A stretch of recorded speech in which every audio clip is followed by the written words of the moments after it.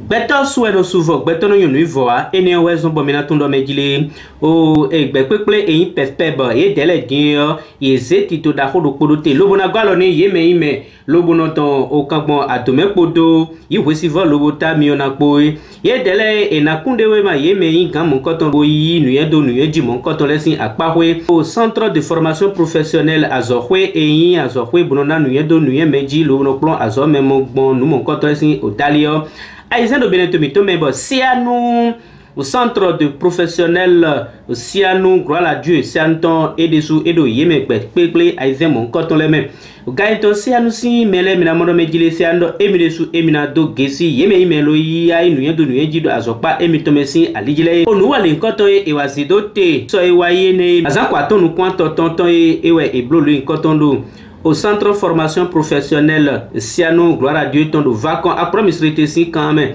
donc nous connaissons yémi gam mon coton les ene wezo beze titule coton do passé au duma vodo à l'omeni yémi gam mon coton les baba djije we khome khonyi yeton les to fine o mina mono medile au camp les dopo yedoho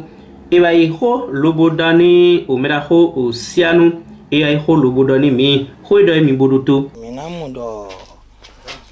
ndi mi ba sito egbelo ntewe ni yodo remise officielle de certificat en énergie renouvelable nte ka to monyo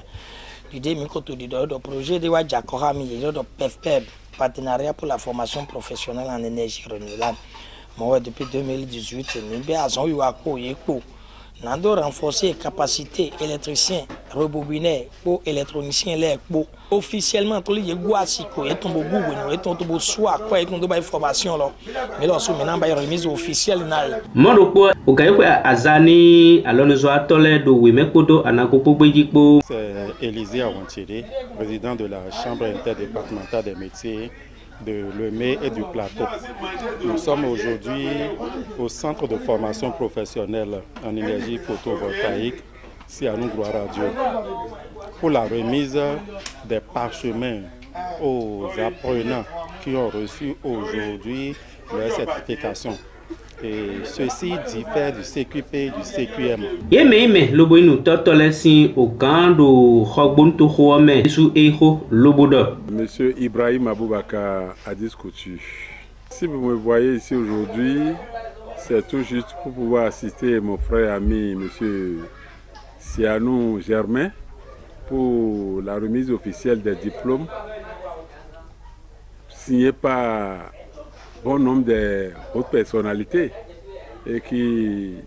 valorisent le secteur artisanal. Mo e nous kotoni me kwazani nous azoato alono zoato do apromisrite sin kha me mera ko masule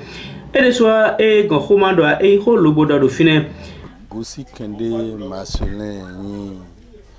président collectif commune apromisrite ton yesuka bay no toto do po. Bon, et ouade comme wato Siano centre Siano gloire à Dieu c'est centre que egbe no yemeni électricien boka passer formation d'eau énergie renouvelable qui y a attestation to egbe bon mondo nulo nous kon iwana commune de Sinlewa nous kon iwana commune de Kropo nous kon iwana mi ou me alonzo wato to commune miton les mais nous connaissons mais comme bon flambeau nous d'autres partenaires les nous connaissons tout ne na do so gan ko alona et nos vi miton les pour commune les mais na do non na nous do nous ji mi do ndo e Yeme loboyi kunde wa mon coton certificat des électriciens formés sur l'énergie solaire par le projet PEFPEB Tito mon coton et wayi do mavado alomeni yeme kan o kan mon coton les. Je voudrais remercier le ministère de l'enseignement technique et de la formation professionnelle. Le projet de partenariat pour la formation professionnelle en énergie renouvelable au Bénin, PEFPEB, l'UCIMB, la Sénat, le Centre Siano gloire à Dieu pour l'effort soutenu, la disponibilité et l'esprit d'équipe qui a prévalu durant tous ces 3 modules, à savoir module 1, source d'énergie, notion de base en électricité, différents types de courant et montage électrique. Bon, Savi, Dieu donné, et un akpakwe do si au mele lobo doho. Lo ado titi men do mejile e beto ru gbe me fio tantame aduna bande lobo na yon waru gbe me fe ai hon gbe e kono na menu yen do nu eji ene wezon bo e ru tantame bo gbe to na inde lobo na no yin yen do nu eji o hota energy e ben wasi. La formation professionnelle est la plus belle coiffure que le monde nous offre car elle nous transforme d'ici Prunelle à Gouin. Toute formation qui se taille des programmes de société sans tenir compte des prochaines générations manque singulièrement de grandeur. Mokhtar Keita. Ena chani midesu Africa Soleil Media minanoi batoni yemedo alonuzosi uwiwaji lo minanoi sisitodo Africa Soleil Media.